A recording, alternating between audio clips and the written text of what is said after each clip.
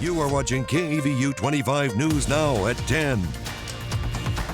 Good evening and thank you for joining us. I'm Amaya Norman. Trenton Whiting has the night off. The Victoria Fire Department responded to a house fire Saturday. Firefighters arrived at the scene just minutes after the call came in around 11 a.m. Officials say the fire started in the home's garage, with smoke spreading into the living areas. No one was home at the time, and thankfully no injuries were reported. While the garage suffered significant damage, crews were able to contain the fire and prevent it from spreading to the rest of the house. The cause of the fire is still under investigation, but authorities say they do not suspect any foul play. And the Lavaca County Sheriff Office arrested a Hallettsville man Saturday after deputies say he was found with meth during an investigation on Millberry Street. Authorities identified the man as Sean Dolizaw, a registered sex offender living in the area. Deputies say meth was found in his possession during the investigation. He was taken into custody and booked into the Lavaca County Jail. He faces a third-degree felony charge for possessions of a controlled substance between 1 and 4 grams. The sheriff's office says that the investigation is ongoing. And the family and attorneys of the Texas A&M student found dead in Austin last weekend are calling on the Austin Police Department to reopen the 19-year-old case. With a new lead investigator, they say concerns about how the was handled have raised new questions. Brianna Aguilera, a Texas A&M student who was found dead early on Sunday, is searching for answers and speaking out against the police department on the case. I cannot deal with your failure to do your job. Do your job. Hours after a rivalry football game, APD says Brianna Aguilera was at a tailgate where she became intoxicated and was kicked out.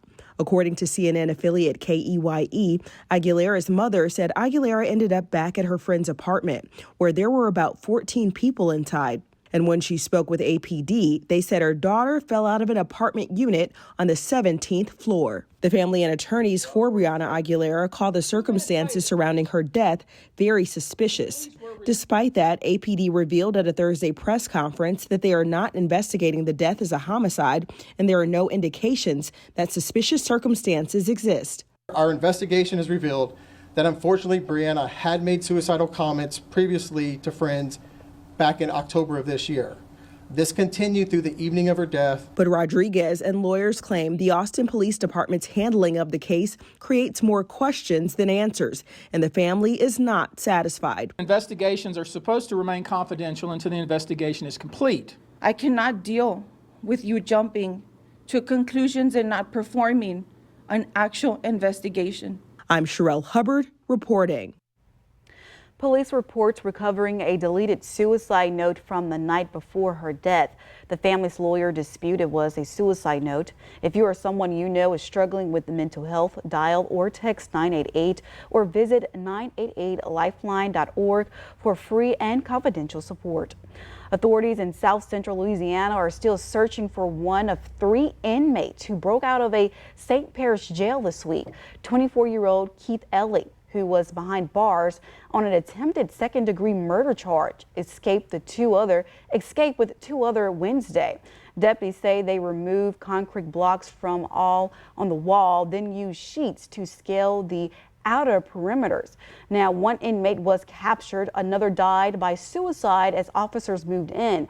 Authorities say all 3 men had violent history, and a security review of the jail is now underway.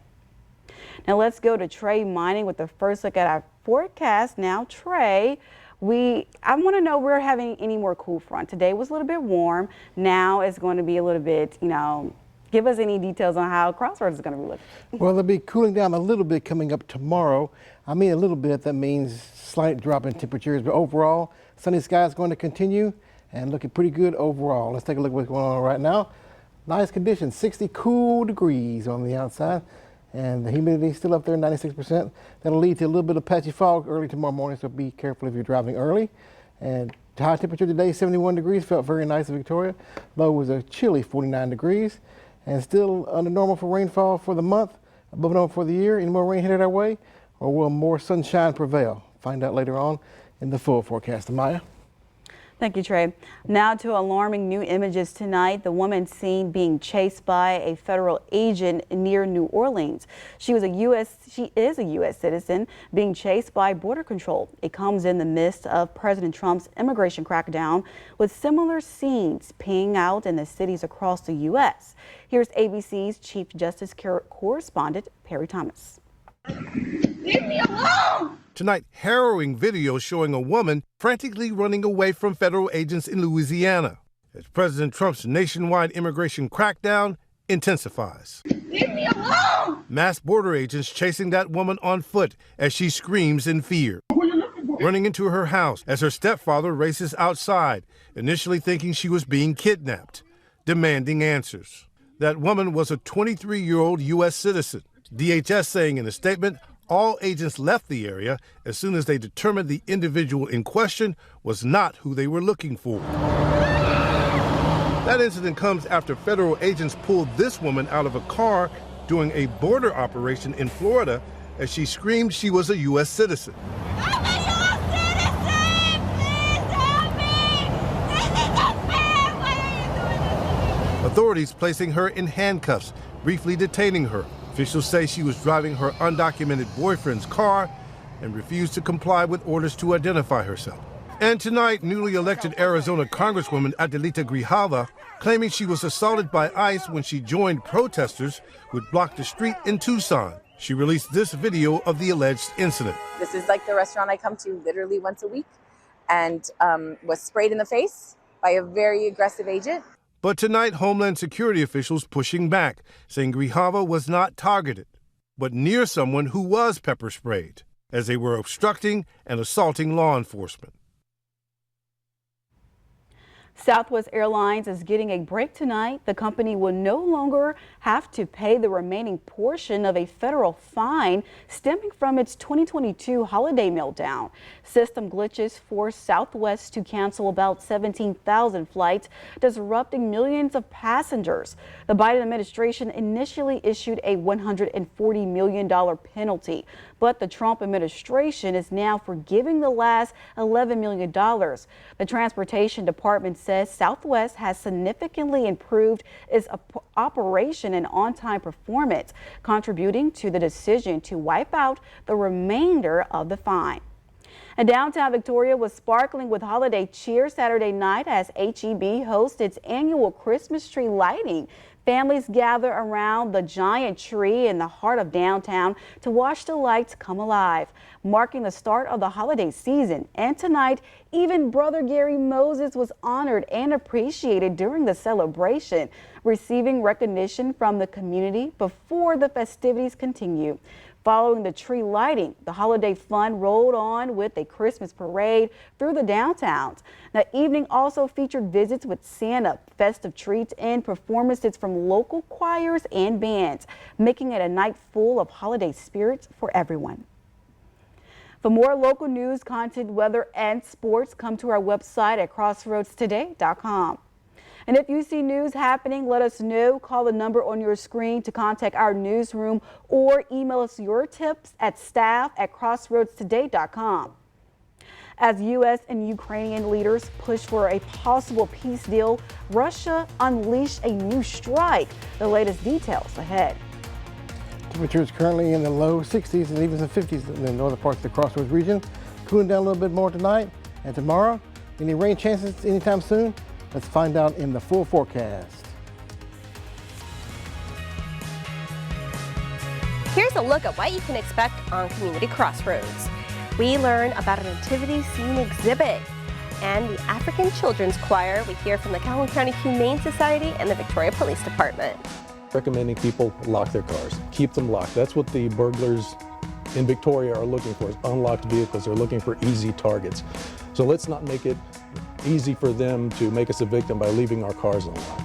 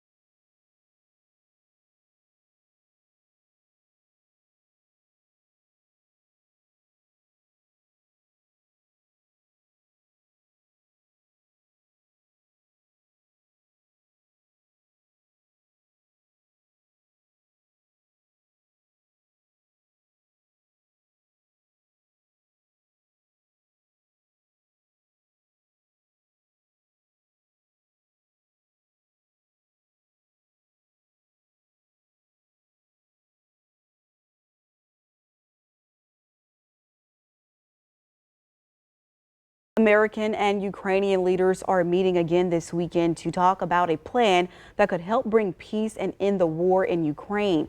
But while they talk, Russia is launching new drones and missile attacks on military and energy sites across the country. Here's ABC's Perry Russell with more. Russian forces carrying out a massive strike Saturday on Ukraine's military complex, energy facilities, and port infrastructure, according to the Russian Defense Ministry. Ukrainian President Volodymyr Zelensky says Russia used 653 drones and 51 missiles as Ukraine marked Armed Forces Day. Ukrainian officials say forces shot down and neutralized 585 drones and 30 of the missiles, but 29 locations were struck, including this warehouse in Lutsk. Firefighters working to control the flames. These latest strikes come as the United States and Ukraine delegation hold what the State Department is describing as constructive discussions. A White House official tells ABC News President Trump's special envoy Steve Witkoff and Trump's son-in-law Jared Kushner met with Ukrainian officials in Miami. The two sides agree on a framework for security guarantee agreements and necessary deterrence capabilities they say could lead to a lasting peace. The White House also confirms a 2-hour phone call between President Zelensky, Witkoff, and Kushner. Earlier in the week, Putin met with Witkoff and Kushner in Moscow, that meeting lasting nearly 5 hours. President Trump describing it as a good meeting. He would like to end the war. That was their impression. The Kremlin describing the talks as useful, but says no compromise plan was agreed to. And just last week, Putin saying he is ready in principle to fight to the last Ukrainian. Perry Russell, ABC News, New York. Netflix is reassuring customers that nothing is changing right now after announcing its plan to buy Warner Brothers and HBO Max. The company emailed subscribers Friday saying nothing is changing today, and both companies will continue operating separately until the deal is final. Netflix also confirmed that subscribers' current plans will not be affected. The deal is expected to close late next year if regulators approve it. Warner Brothers still plans to split into 2 publicly traded companies, with Netflix taking over the streaming and studio side and the other half becoming Discovery Global, which will include CNN and other cable channels. And the U.S. Defense Secretary gave a speech today to military leaders, members of Congress, and people who worked in the defense industry. He is facing criticism because the military carried out a deadly airstrike on boats suspected of carrying drugs. He's also getting attention again for something called Signalgate after a new military attacks. Here's ABC's Selena Wang with more. Defense Secretary Pete Hegseth takes center stage today at the Ronald Reagan Presidential Library in California. Donald Trump is the true and rightful heir of Ronald Reagan. And the Trump administration facing accusations of possible war crimes after acknowledging a second strike on a suspected drug-running boat that killed 2 survivors in the wreckage on September 2nd. If you're working for a designated terrorist organization and you bring drugs to this country in a boat, we will find you and we will sink you. Hegseth publicly pledging unwavering support for Admiral Mitch Bradley, who he says directed the attack. From what I understood then and what I understand now, I fully support that strike.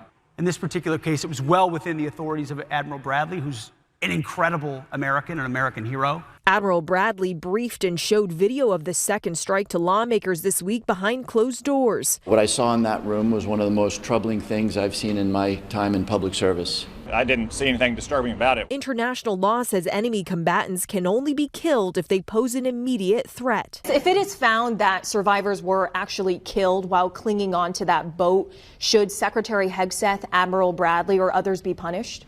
I think you're going to find that this is war, that these people were killing our people by the millions, actually. Democrats are pressing for the full video to be released for the public to judge. Under the laws and the Constitution, we cannot just strike people with our military. This is either violations of law of war or it's murder. The president tells me he's still in favor of releasing the full video.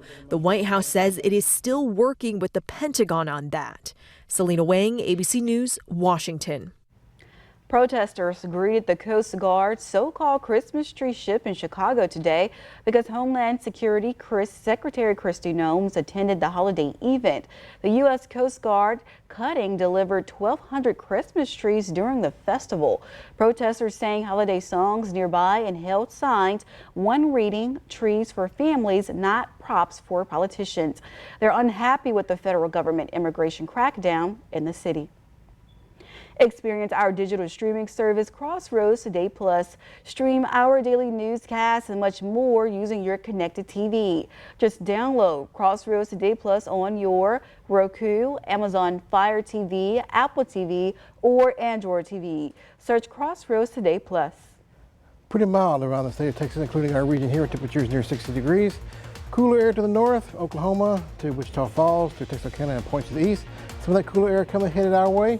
Maybe some of it. We'll take a look coming up in the full forecast.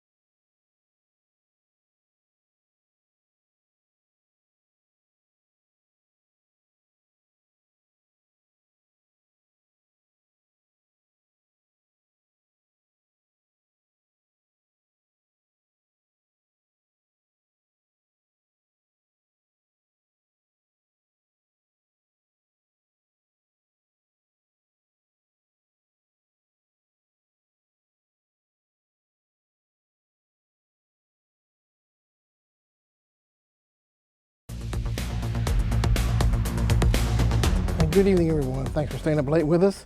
Foggy conditions later on this evening, especially coming up in the overnight tonight after about midnight or so, which is not too far from now.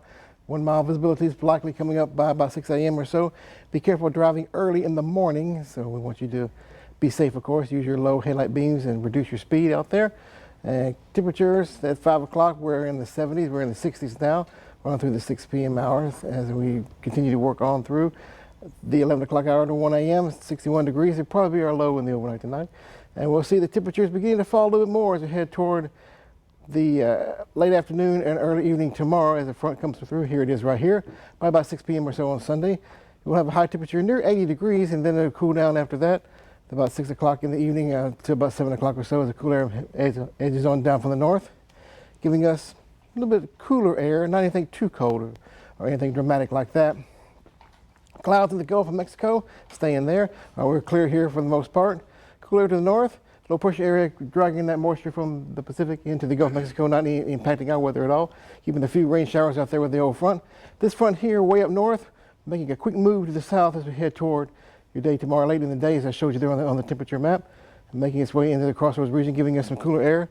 Not anything in the way of rainfall, keeping it mostly dry, and it'll stay that way for the next several days. I'll show you here in a moment here on the extended forecast. Cloudy skies early tomorrow morning in Victoria. Likely, more than likely, some fog in around the region at 6 a.m. in the morning. Partly cloudy skies, mostly sunny skies throughout the entire day. Temperatures near 80 degrees before the front arrives about 6 o'clock or so. Temperatures falling after that. Well, foggy conditions in the morning time. Then mostly partly cloudy skies throughout the entire afternoon time. Highs near 80 degrees before the front arrives, as you know. And then looking at Cuero, DeWitt County, temperatures near 60 degrees in the morning time with patchy fog likely, and then cloudy skies by 9 a.m. Sunny skies by the afternoon time with high temperatures in the mid to upper 70s there. Cloudy skies, the partly cloudy skies, more than likely it'll be mostly fog early tomorrow morning. Then we're clearing out by the afternoon time, keeping the rain away and keeping the temperatures mild for the most part, a little bit cooler head toward your day on Tuesday. High temperatures near 80 degrees for your day tomorrow. Foggy conditions early in the morning time, So keep that in mind if you're driving early. Then we drop from 80 degrees to 62 degrees by Monday and Tuesday and Wednesday. Then rebounding a little bit near 80 degrees or topping that by Thursday. To the front by the weekend, cool us down a little bit more with high temperatures near 80 degrees to 60 degrees. Coming up by the first part of the week, lows anywhere from the 30s, 40s, 50s, and 60s throughout the entire 7-day period. Unfortunately, no rain to be had anytime soon, keeping in mostly sunny skies for the most part. Take a look at this right here. This is the QR code. Get your smartphone, scan the code you see right there. They'll take you to a web page. You can download our app. News, weather, and sports at your fingertips. Speaking of sports, we got Mr. Ray Robinson over there. Thank you, Trey. The Tidehaven Tigers season unfortunately concluded last night. But coming up in sports, let's talk more about the game with some exclusive second half highlights.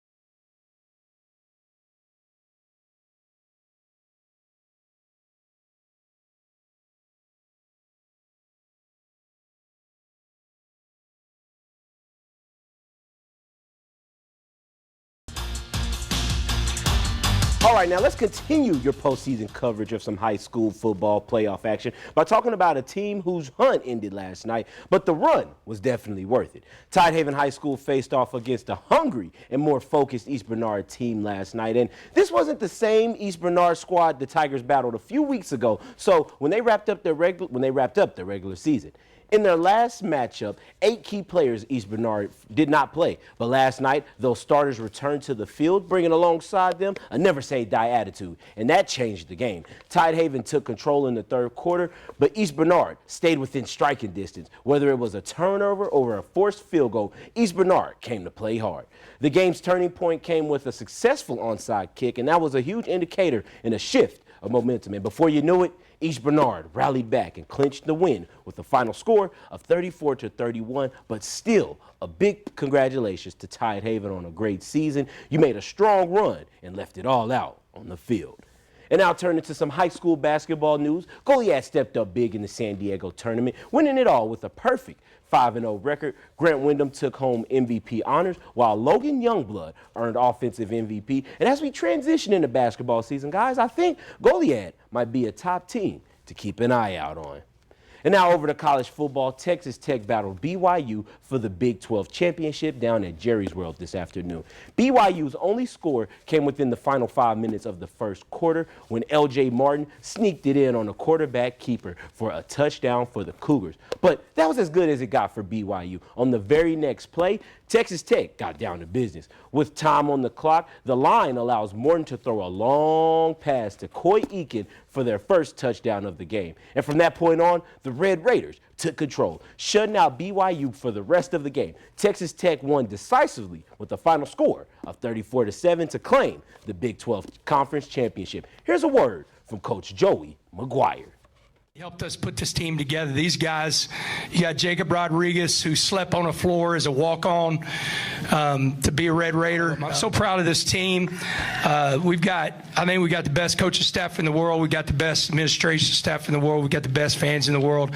Proud of the way we played today, man, I can't wait to see where the CFP is gonna put us tomorrow. We're looking forward to the bye.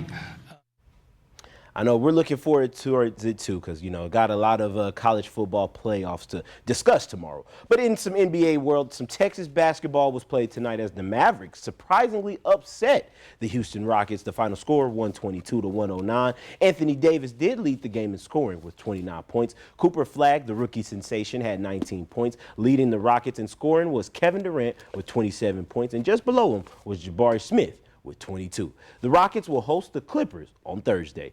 But that does it for your sports. Amaya? Thank you, Ray. A special Santa visit brings holiday magic to deaf and hard-hearing children. How we made the moment unforgettable.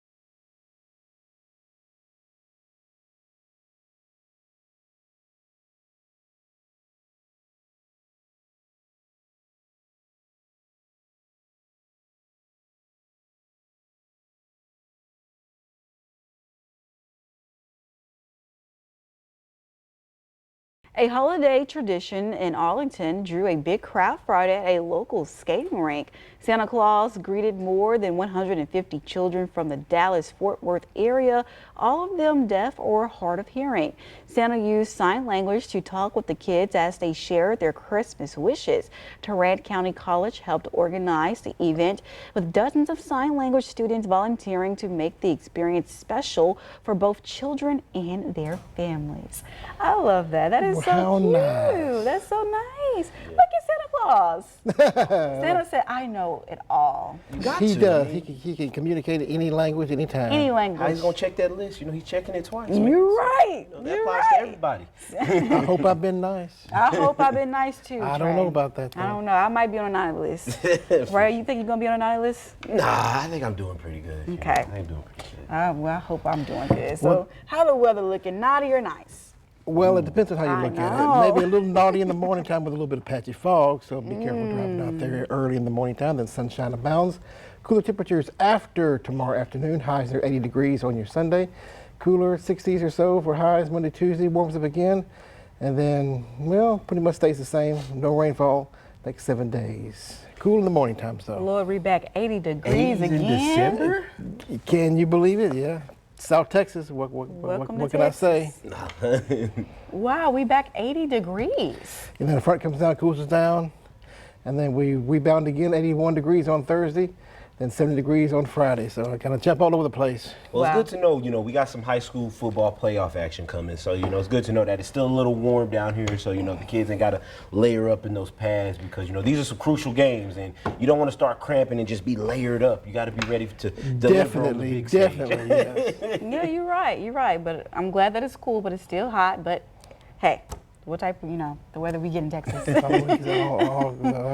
I know. But thank you for joining us. We hope to see you back here Sunday for 25 News Now weekends at 5:30. Have a good night.